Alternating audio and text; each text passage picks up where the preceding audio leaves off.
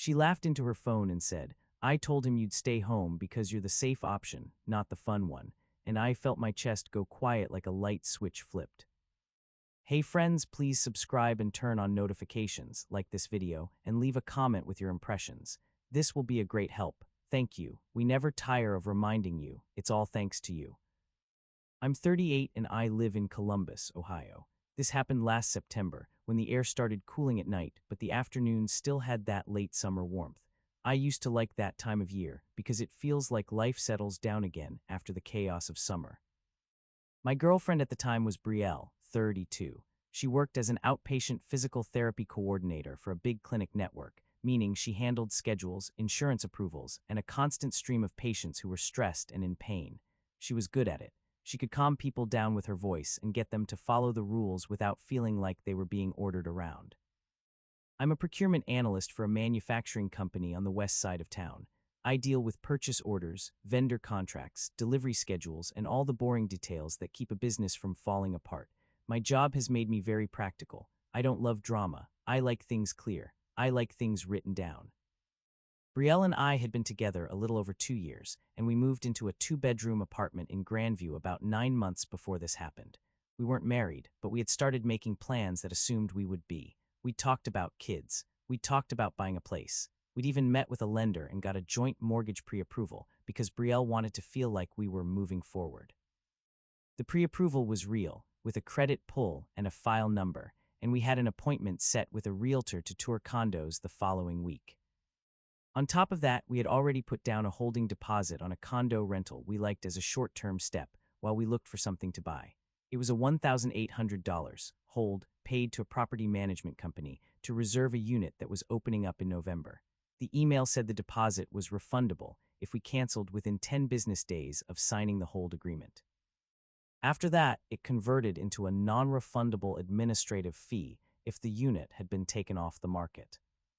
That deposit was paid on my card because I'm the one who tends to handle deposits and contracts. Brielle knew that and seemed grateful at the time. She called me her planner. She said I made her feel secure. Then, in the last week of August, she started acting like she was auditioning for a different life. It wasn't one big thing. It was a series of small changes that didn't match the person I'd been living with. She started dressing up for regular weekdays, not nice top dressed up, full hair, perfume, earrings that she usually saved for weddings. She began leaving the apartment earlier and coming home later, blaming it on clinic chaos. She would take phone calls on the balcony and lower her voice, even though our neighbors were louder than we were. She used to toss her phone on the kitchen island when she got home. Now it stayed in her pocket or face down on the couch cushion next to her. One night I walked into the living room and she swiped her screen closed so fast her thumb slipped. She laughed, but it sounded forced. "What's funny?" I asked. "Nothing," she said, "just a group chat." I nodded, but it didn't feel like nothing. The next day, I got my first real clue, and it didn't come from snooping. It came from a shared account. We have a shared email address for household stuff. We created it when we moved in so lease notices, utilities, and property messages didn't get lost. It's logged into a tablet we keep on the counter for recipes and bills. I was checking the property manager portal for a maintenance update when a new email notification slid across the top of the screen. Subject line, "Ticket transfer confirmed." I tapped it because it was in the shared inbox, same place our lease renewal messages arrived. It was from a ticketing platform, confirming a transfer of 2 VIP passes for something called Riverfront Spirits Tasting. The email included a QR code and the line, "Recipient, Caleb R." Caleb. I knew that name, Brielle's ex from years ago, the one she described as a chapter I closed, the one she said was charming and flaky and always chasing the next shiny thing. She told me he moved to Nashville. She told me they hadn't talked in forever. She'd also told me more than once that she had no interest in going backward. I didn't jump to conclusions. People can have the same name, but the timing and the VIP part made my stomach tighten. When Brielle got home, I kept my voice calm. "Who's Caleb?" I asked. She didn't even flinch at first. She walked to the fridge, pulled out a sparkling water, and opened it slowly like she was buying time. "Why?" she said. "Because I saw a ticket transfer email come to the house inbox," I said. "VIP passes. Recipient says Caleb R." She finally looked at me. Her eyes did a quick calculation, like she was deciding which story to use. "It's nothing," she said. "He's in town for a couple days. He asked if I wanted to go to a tasting event. It's a public thing. It's not a big deal." "He asked you," I repeated, "and you said yes." She shrugged. "Yes." I waited, hoping she'd add something like, "And of course you're coming, because that's what a normal partner says." Instead, she gave me a tight smile. "And before you make a face, no, you're not coming. This is different."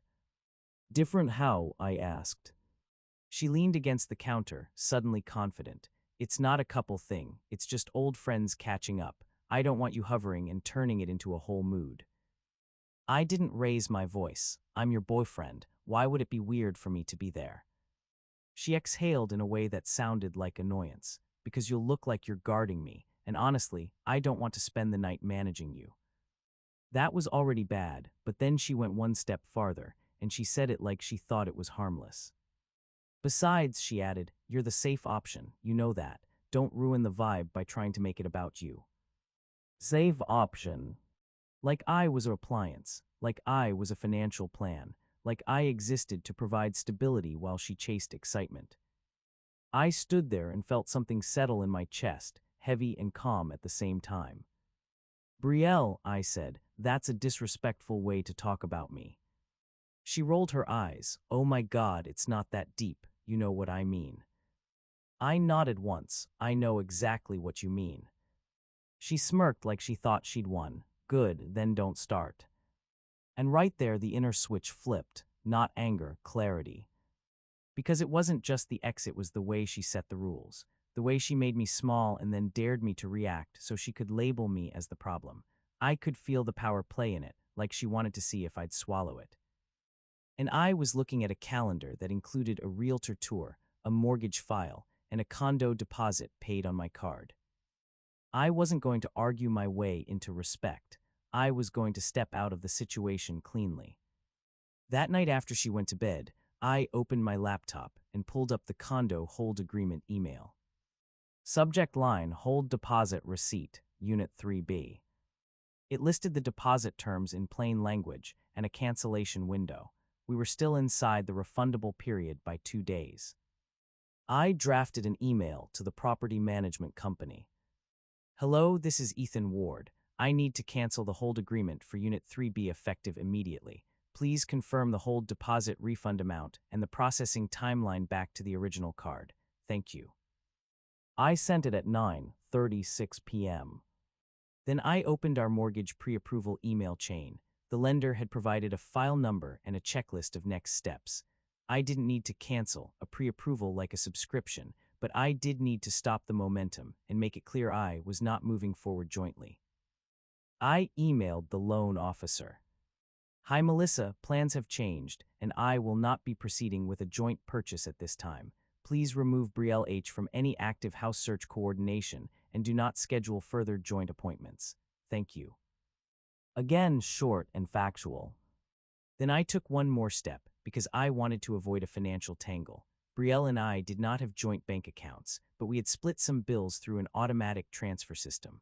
I logged in and removed the upcoming scheduled transfer for the condo hold month because we would no longer be moving into that unit. No threats, no drama, just closing loops. The next morning, the property manager replied. Subject Ray, hold agreement cancellation, Unit 3B. Hi Ethan, we have processed your cancellation within the refundable window. Refund amount, $1,800. Please allow 5-7 business days for the funds to post to your card ending in 7741. Attached is a cancellation confirmation. I stared at the email for a long moment. It felt like a door locking behind me in a good way. I printed the confirmation and put it in a folder, not because I wanted to use it against her, but because I've learned that when people get emotional, they forget what happened and start rewriting it. Brielle came home that afternoon in a bright mood, humming, acting like the previous night hadn't happened. Hey, she said, breezing past me, don't wait up on Saturday. The tasting starts at 7, and then we might grab another drink after. I kept my face neutral. Okay. She paused, you're being weird. I didn't argue, I'm being quiet. She scoffed, that's your thing, the quiet punishment, it's childish. I didn't take the bait. I went into the bedroom and started packing. I packed only what was clearly mine. My clothes, my work laptop, my personal documents, my watch, my guitar, the toolbox my dad gave me, the set of cookware I brought from my old place, my books, the framed photo of my mom. I left shared items exactly where they were. I didn't touch her closet. I didn't touch her makeup. I didn't even move the couch pillows. I also handled the apartment like an adult. Our lease was in both names. I pulled up the lease PDF from the shared household email and found the section about early termination and roommate release. It stated that either tenant could request to be removed, but the landlord required written approval and an application from the remaining tenant, plus proof of income. Otherwise, early termination required a releasing fee equal to 1 month's rent. I emailed the leasing office.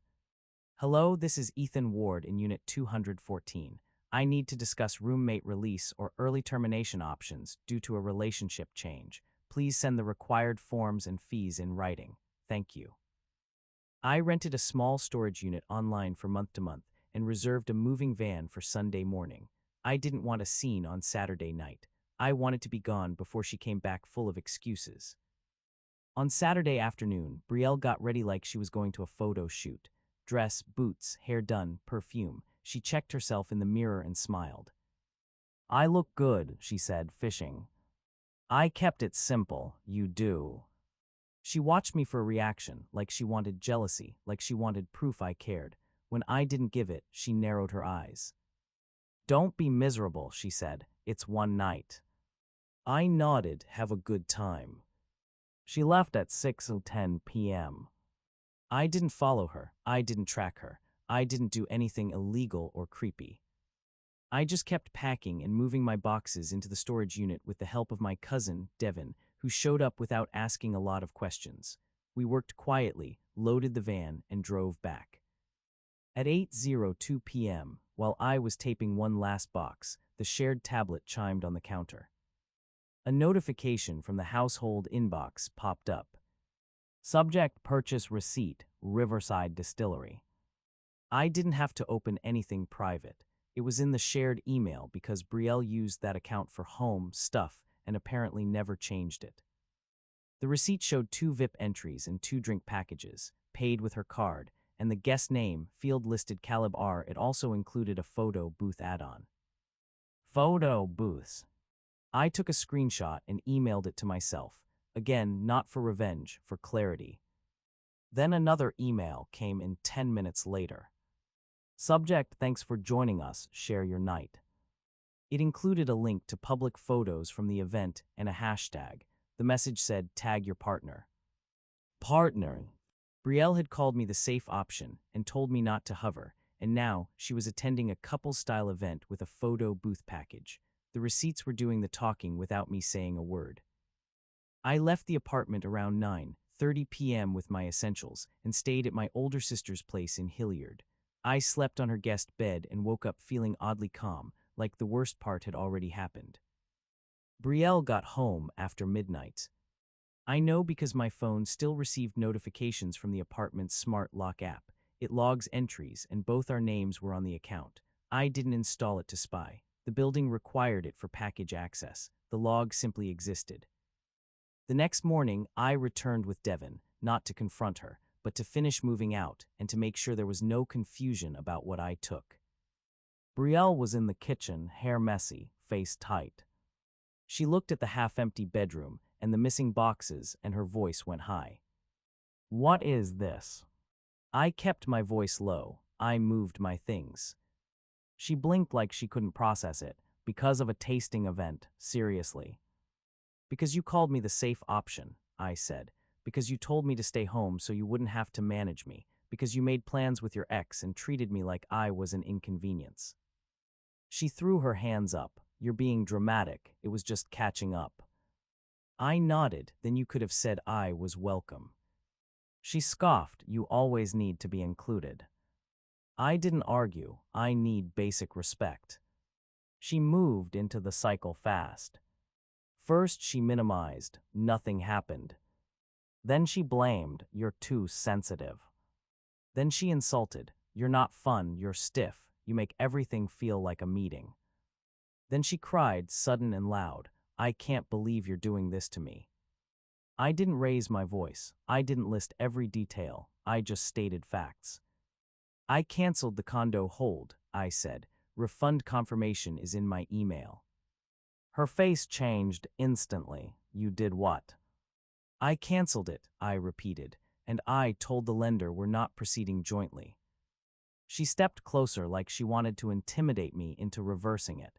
"You had no right." I kept my tone even. It was paid on my card, and the agreement was in my name. Her eyes went wide. "So you're going to trap me here with the rent?" "No," I said. "I emailed the leasing office for roommate release or early termination. We'll handle it in writing." She laughed through tears. "You're such a robot." I didn't react. "I'm being careful." She wiped her face and tried a softer voice. "Ethan, please, you're overreacting. Caleb is nothing." I looked at her. "Then you won't mind if I'm not in this anymore." She stared at me like she expected bargaining to work. "Talk to me," she said. "There's nothing to talk through," I said, "only logistics." I grabbed the last of my personal items and left. No yelling, no long speeches. The contact attempts started immediately, like clockwork. First, Brielle called my phone over and over. I let it go to voicemail. The voicemails swung between angry and pleading. Second, I got a text from an unknown number that evening. "Hey man, it's Caleb. You're making this bigger than it is. She's upset. Relax." I didn't reply. I took a screenshot and blocked the number. Third, Brielle emailed me from her work email, which told me she was spiraling. Subject, "Can we please talk like adults?" The email was long. She said I was punishing her. She said I was controlling. She said she never meant it like that. She also said she missed me and wanted to reset. It was a jumble. I replied with 2 sentences. "I will only communicate about lease and shared bills. Please do not contact me through your workplace." Then the intermediary showed up. Her friend Marisol messaged me on social media, saying Brielle was broken and that I should at least meet for a conversation. I didn't take the meeting. I responded once calmly and then muted the thread. I'm not debating the relationship, only lease logistics. Meanwhile, reality started doing what reality does. The leasing office responded with the roommate release requirements. Brielle would have to qualify a loan, and her income had to meet a threshold. If she didn't qualify, we either found a replacement roommate approved by the building or paid a releasing fee and gave 60 days notice. Brielle didn't qualify a loan. She called me furious, saying the leasing agent was being unfair. I asked for the denial in writing. The agent emailed the income requirement and the application outcome. I forwarded it to Brielle with no commentary. That's when the quiet consequences started stacking up for her, and none of it was caused by me. She wanted the apartment, but she couldn't afford it alone. She didn't want a roommate because she didn't want the embarrassment, so she tried to keep it anyway, paying more than she should have, juggling bills. Then the event photos appeared online. Someone had tagged Brielle in a public post from the tasting. It wasn't scandalous, but it was obvious. Her and Caleb in a photo booth strip, leaning in, smiling, holding little props. The caption from a mutual acquaintance said, "So cute seeing you two again." People started asking questions. Brielle hated that. She cared a lot about appearances. She started telling people a version of the story where I freaked out over nothing. But the problem with public posts is that they don't match private excuses. If nothing happened, why did it look like a date night? Caleb, meanwhile, did what men like Caleb tend to do when they get what they came for. He left. He didn't move to Columbus. He didn't make plans. He did realize what he lost. He went back to Nashville and stopped responding as much. Brielle texted me one night out of nowhere, angry and shaky. "He used me. He just wanted the weekend." I didn't respond, not because I was cold, but because I wasn't her emotional cleanup crew anymore. A week later, my bank sent a notification. Refund processed, Property Management Co., $1,800. It posted at 10:21 a.m. on a Wednesday. I saved the notification and the email confirmation in my folder. I also paid my portion of the rent through the end of the month and emailed Brielle the receipt because I don't disappear from obligations just because feelings are messy. We ended up doing early termination with the leasing office because Brielle couldn't qualify a loan and refused a roommate. The releasing fee was 1 month's rent. We split it because our names were on the lease. I didn't enjoy paying it. I just paid it and moved forward. By November, I was settled into a smaller place in Upper Arlington. I had my routine back. I was sleeping better. I was cooking again. I was doing normal things without feeling like I had to monitor someone else's shifting rules. The epilogue moment came in January, months later, when the city was cold and gray and the roads were lined with dirty snow. I got called for jury duty downtown, nothing dramatic, just the normal civic obligation. I showed up at the county courthouse early, went through security, and sat in a waiting room with a bunch of tired strangers holding paperwork. And there she was. Brielle walked in with a folder and a coat that looked too thin for the weather. She saw me and froze like she'd walked into a memory. "Ethan," she said quietly. I nodded, "Hi." She hesitated, then walked closer. "I didn't know you'd be here." "Jury duty," I said. She gave a small, nervous laugh that didn't reach her eyes. "Of course, you'd show up on time." It was a weak attempt at warmth. I didn't bite. She held her folder tighter. "Can we talk for a minute?" I looked around at the waiting room. It wasn't a place for emotions. It was a place for paperwork and silence, which fit me fine. "A minute," I said. Her eyes got glossy fast. "I'm sorry. I know I didn't act right. I thought I wanted excitement. I thought you'd just stay." There it was, the real truth, finally said out loud. She had treated my loyalty like it was guaranteed. I kept my voice calm. "It wasn't just the event, it was how you spoke to me." She nodded, tears starting. "I know. I hate that I said it. I hate that I made you feel like you were just the stable thing." I didn't gloat. "That's what you did." She swallowed. "Caleb is gone. He was never serious. And I lost my place, and I had to move in with my sister, and her voice cracked. "I miss our life." I kept my tone polite, steady. "I don't miss being treated like a backup plan." She looked at me like she wanted me to rescue her, to soften, to make it easier. I didn't. She whispered, "Is there any chance?" I shook my head once. "No."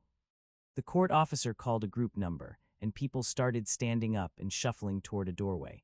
Brielle looked around like she realized she was crying in a public waiting room. She wiped her face quickly, embarrassed. "Okay," she said, small. I nodded, "Take care." Then I stood, took my paperwork, and walked to the line without looking back. That was the calm finality of it, not loud revenge, not humiliation, just a clean boundary in writing with receipts and a life that stayed peaceful after I chose myself. If you've ever been treated like the safe option while someone chased attention, tell me in the comments what you would have done in my place.